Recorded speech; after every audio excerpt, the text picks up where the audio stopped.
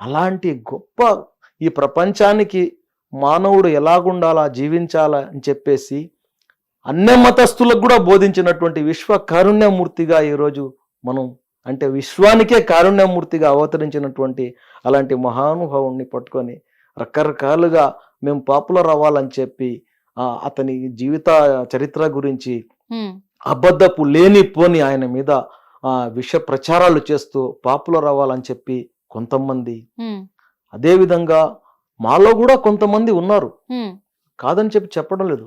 పరిపూర్ణంగా మేము అందరూ నిజాయితీ పరులము, స్వచ్ఛందంగా మేము అందరం కరెక్ట్ అని చెప్పి చెప్పడం లేదు.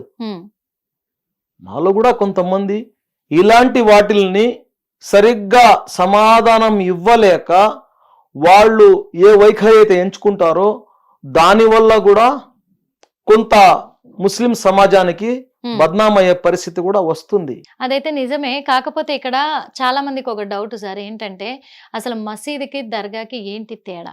దర్గా అనేది ఏదైతే ఒక సమాధి అన్నమాట.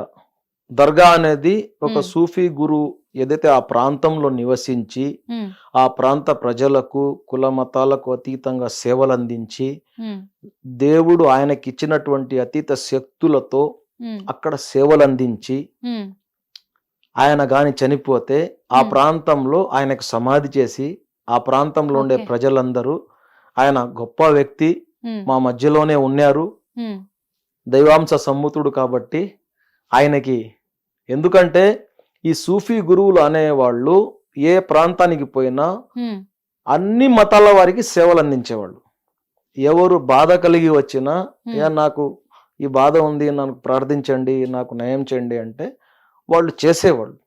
కాబట్టి వాళ్ళ మీద ఉన్న అభిమానంతో ప్రేమతో వాళ్ళు అక్కడ సమాధిగా చేసుకుని అక్కడ కన్స్ట్రక్షన్ చేసుకుని, అంటే దేవుడికి దగ్గరగా ఉండేలాగా, దేవుడికి దగ్గరగా ఉండేవాళ్ళు, ఈ సమాజానికి ఆదర్శమూర్తులు ఇళ్ళు అని చెప్పేసి అక్కడ వాళ్ళ సమాధి కట్టి ఏదైతే చనిపోయారో చనిపోయిన రోజు ఒక ఉరుసుగా ఒక అంటే ఏడాదికి చేస్తాం కదా యానివర్సరీ లాగా, ఆ విధంగా. ఎందుకంటే చనిపోయిన రోజు పవిత్ర దినంగా భావిస్తారు సూఫీ గురువులు. ఎందుకంటే మేము ఈ కుళ్ళు కుతంత్రాలతో ఉన్నటువంటి ఈ లోకాన్ని విడిచి నీ చింతన దైవ మీ దగ్గరికి చేరుతున్నాము అని చెప్పేసి వాళ్ళకు పవిత్రమైన రోజు.